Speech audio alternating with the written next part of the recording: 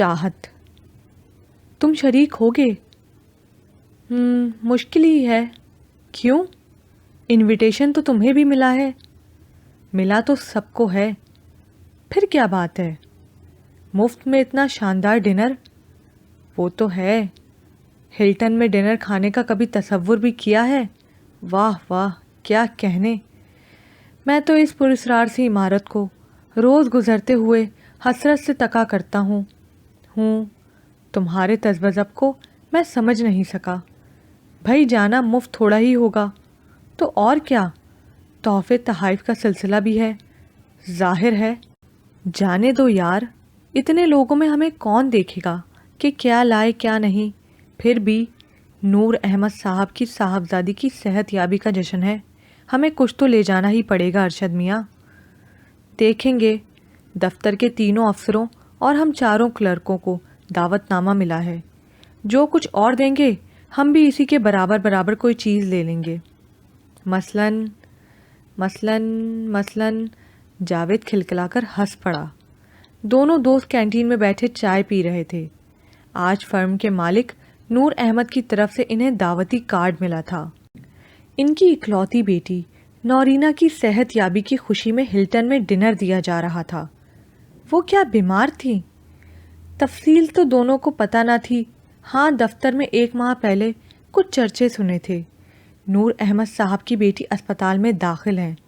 उसका जहनी तवाज़न बिगड़ गया है। हादसा भी जान का था। हाँ, उसका मंगेतर इस हादसे में मौके पर ही हलाक हो गया। दोनों लंबी ड्राइव के बाद घर वापस आ रहे थे कि ट्रक से गाड़ी टकरा गई। ये तो कई माह पहले की बात थी। नौरीना ने इस बात से बड़ा असर लिया। 2 माह से वो बीमार है। घर पर इलाज मुआवजा होता रहा, अब अस्पताल दाखिल करवा दी गई हैं। ऐसी बातें सुनने में आती रही थीं। दफ्तर के इस अमले का ताल्लुक चूँकि नूर अहमद की ज़ाती नौयत का था, ना स्टेटस के लेवल का, इसलिए ये लोग सुनी को अनसुनी कर देते थे। लम्हा भर की हमदर्दी ज़रूर होती, फिर अपनी ज़ातों में उलझ जाते थे। हादसा तो बेशक बड़ा बेरहम हुआ था, लेकिन साहबजादी का इस हद तक असर लेना और अस्पतालों में एडमिट होकर इलाज मुआवजा कराना इन लोगों की दानिश में दौलत के चोंचलों के सिवा कुछ नहीं था। जावेद, अरशद, जमील और हुमायूं दफ्तरी अमले के आदमी थे। चारों क्लर्की करते थे। अपने मसाइल, अपने गम और अपनी खुशियाँ थीं। इन ऊंचे लोगों से दूर ही का वास्ता था। काम करते थे, तनख्वाह लेते थे और इस तनख्वाह में कभी ना बन सकने वाले बजट ही के रोने रोया करते थे। अरशद शादीशुदा न था, लेकिन बीमार बाप, बूढ़ी माँ और 3 जवान बहनों की शादी का बोझ सर पर था। बड़े दोनों भाई अपनी बीवियों समेत अलग हो चुके थे। बड़ी बहन उस्तानी थी। दोनों मिलकर घर की गाड़ी खींच रहे थे। बहन के बालों की स्याही और चमक मध्यम होती जा रही थी और चेहरे पर हकाइक की तलखी ने सख्ती पैदा कर दी थी। अपने ही गम बहुत थे। नूर अहमद की बेटी की बीमारी से इसे क्या दिलचस्पी हो सकती थी। हुमायूं भी कुछ ऐसे ही हालात से दो चार था और यही हाल जमील का था। इसके सर पर अरशद की सी जिम्मेदारियां तो ना थीं, लेकिन घर में फरागत भी नहीं थी। बामुश्किल बाप बेटे की आमदनी से सफ़ेद पोश का भरम रखा जाता था। घर अपना था, इसलिए इस तरफ से इत्मीनान था। शादी ना हुई थी, ये भी इसके लिए जैसे एक नेमत थी। जावेद का मामला भी वैसा ही था। गो माँ बाप या भाई बहनों की जिम्मेदारी ना थी। बाप अरसा हुआ फौत हो गया था। माँ पिछले साल अल्लाह को प्यारी हुई थी। दोनों बहनों की शादी हो चुकी थी। बड़ी बहन कुछ खाते पीते घर में गई थी। छोटी का मियाँ जावेद ही की तरह किसी प्राइवेट फर्म में क्लर्क था।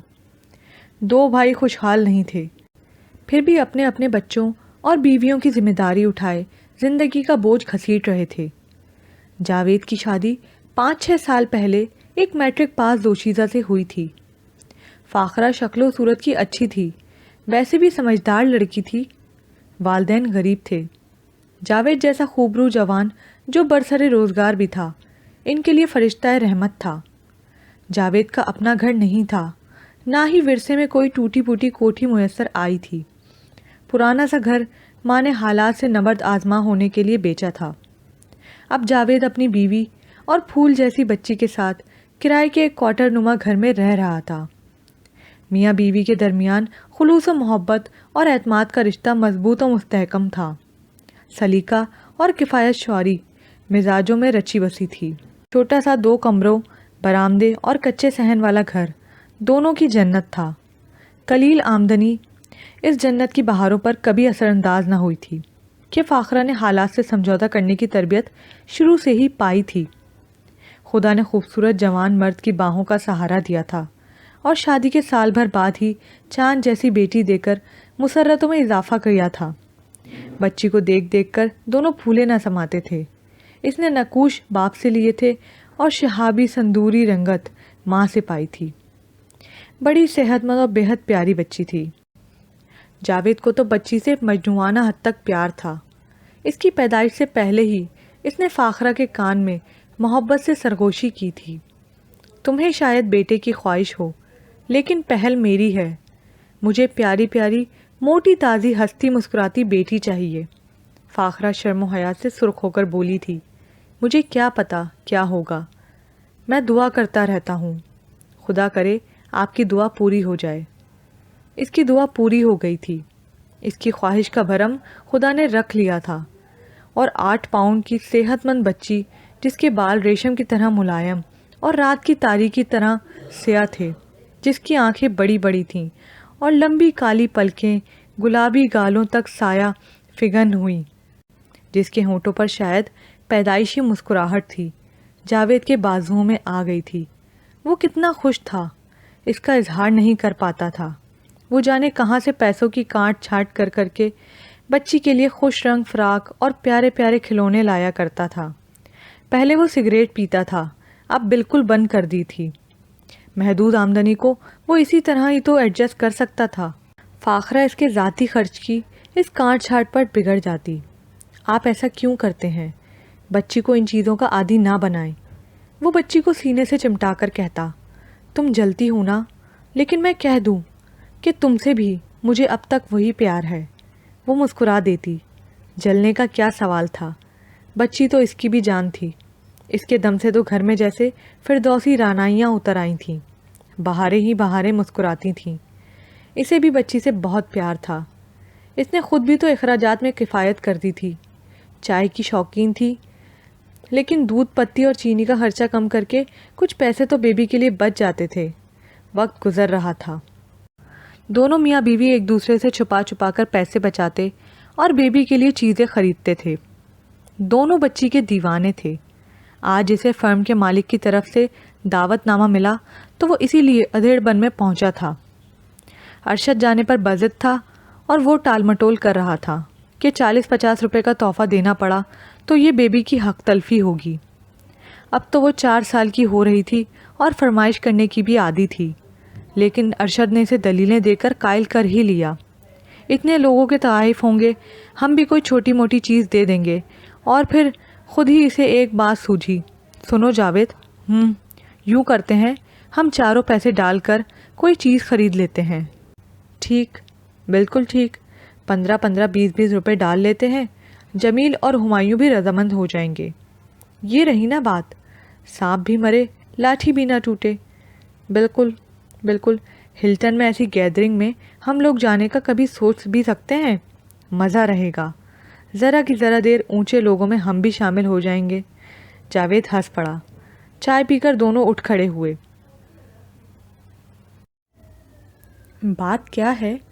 فاخرہ نے پوچھا تو جاوید مسکراتے ہوئے بولا، بھلی لوگ، ڈنر پر مدعو ہوں، اس لیے کہہ رہا ہوں کہ شادی والا اکلوتا سوٹ نکال کر استری کر دو۔ فاخرہ نے مسکراتے ہوئے پوچھا، کس نے ڈنر پر بلایا؟ فرم کے مالک نے۔ اوہ اچھا، فاخرہ خوشی اور تفاخر کے احساس سے پھول کر اترائی۔ نور احمد صاحب نے بلایا ہے؟ ہاں۔ گھر پہ؟ نہیں، ہلٹن میں۔ مزے ہیں؟ پھر مسکرا کر بولی، صرف آپ ہی کو بلایا ہے، مجھے نہیں؟ جی نہیں محترمہ، صرف اسٹاف کو دعوت دی ہے، مجھے مخصوص دعوت نہیں ملی۔ اللہ، آپ تو ایسے چڑچڑے ہو رہے ہیں، 20-25 روپے خواہ مخواہ ضائع ہوں گے۔ جاوید نے تحفہ دینے کی تجویز اس کے گوش گزار کی تو وہ ہنس کر بولی، ایسی کنجوسی بھی کیا؟ پھر آپ نے فرم کے مالک کی دعوت پر جانا ہے، 150 خرچ ہو بھی جاتے ہیں تو کیا تھا، مالک کی نظروں میں آ جاتے۔ رہنے دو، ہم ایسے ہی بھلے، دولت مندوں کے چوچلے ہیں سب۔ مجھے تو ارشد نے مجبور کیا تھا، ورنہ جاتا ہی نہیں۔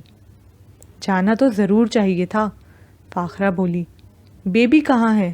چھوڑو ان باتوں کو۔ جاوید نے بچی کو پکارا۔ سو رہی ہے، آہستہ بولیے، فاخرہ نے کہا۔ جاوید برآمدے سے کمرے میں آ گیا۔ بستر میں وہ بے خبر سو رہی تھی۔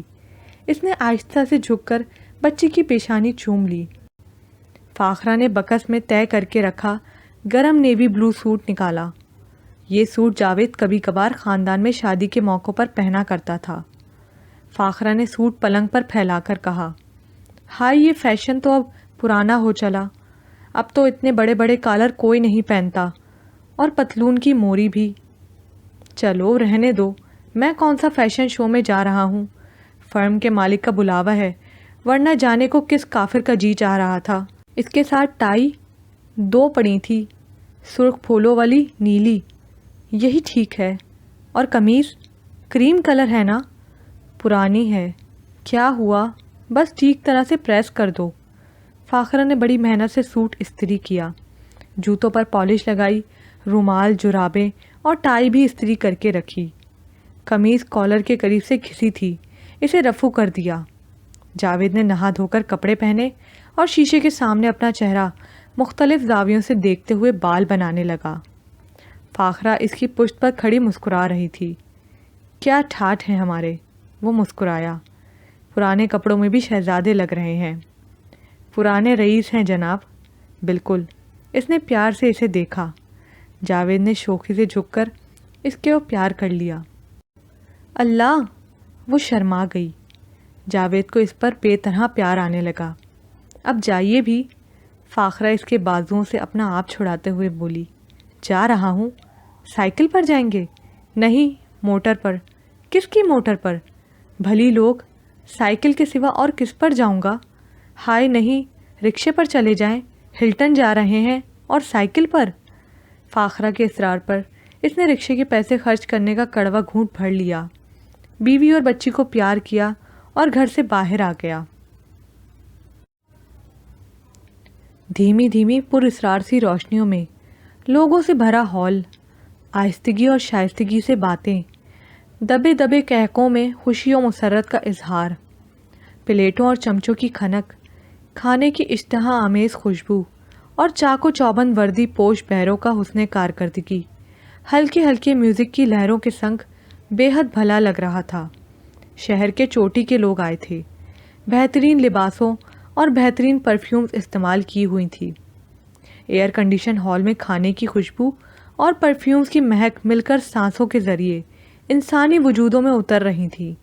سیلف سروس تھی، لوگ کھانا پلیٹوں میں لے لے کر ٹولیوں کی صورت کھڑے کھا رہے تھے۔ نور احمد صاحب خود بھی ہر مہمان کے پاس جا رہے تھے۔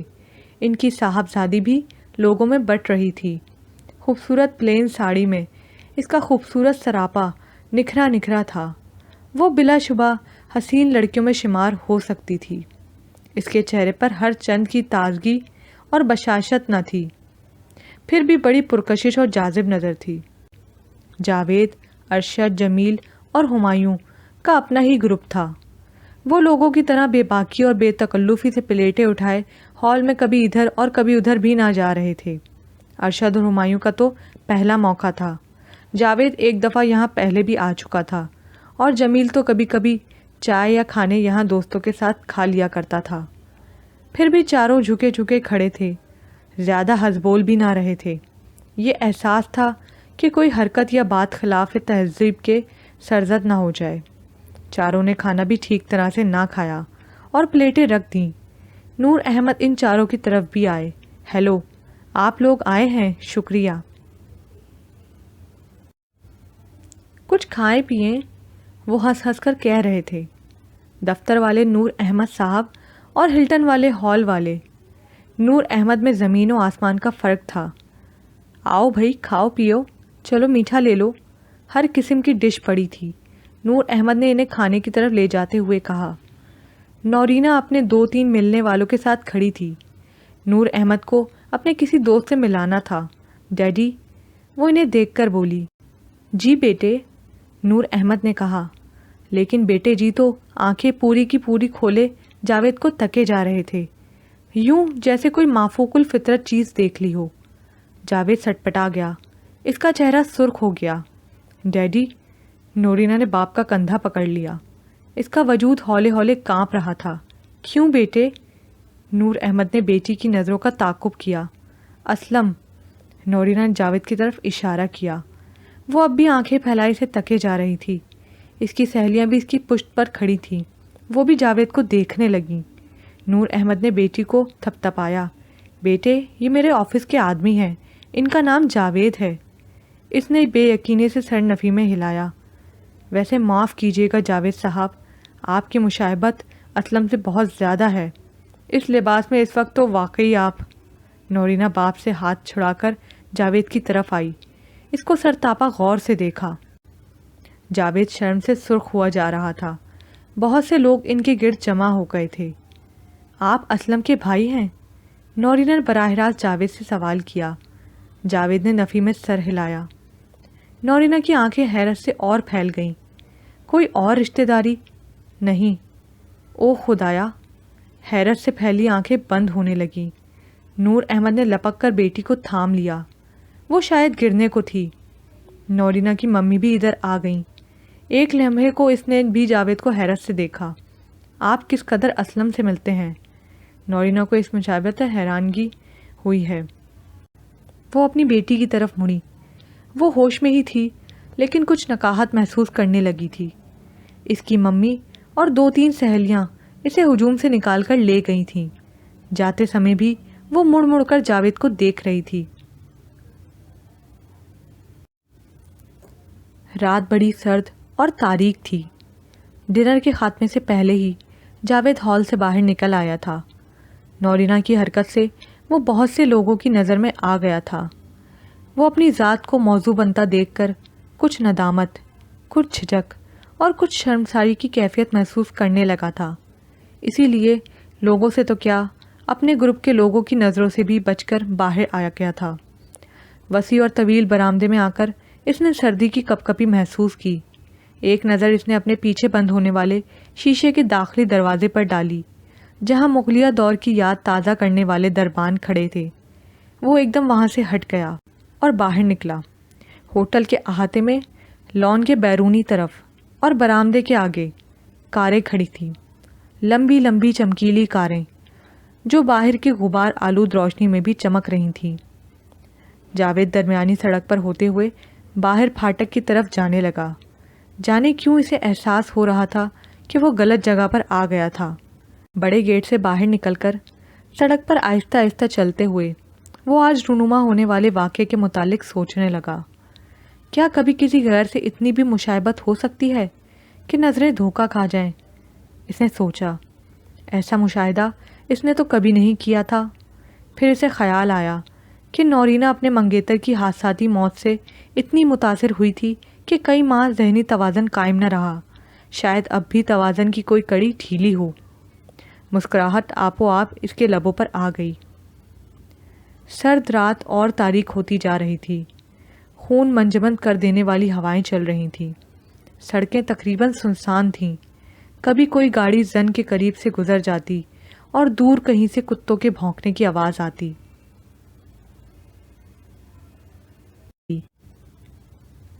بجلی کے کھمبے کے نیچے رک کر اس نے کوٹ آستین کھینچی، بازو روشنی میں لاتے ہوئے گھڑی پر نگاہ ڈالی۔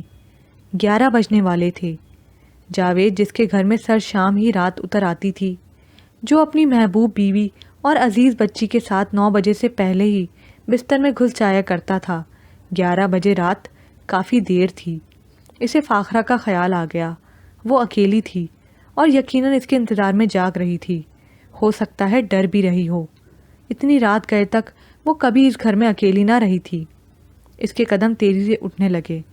مال عبور کر کے وہ زیلی سڑک پر اتر گیا اور پھر اپنے گھر کی طرف جانے والی سڑک پر ہو لیا۔ یہاں زندگی ابھی بیدار تھی۔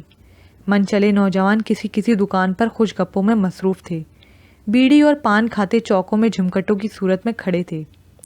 مال پر چھایا سکوت یہاں درہم بھرم تھا۔ وہ تیز تیز قدم اٹھائے جا رہا تھا، فاخرہ کی تنہائی کے خیال سے پریشان بھی تھا۔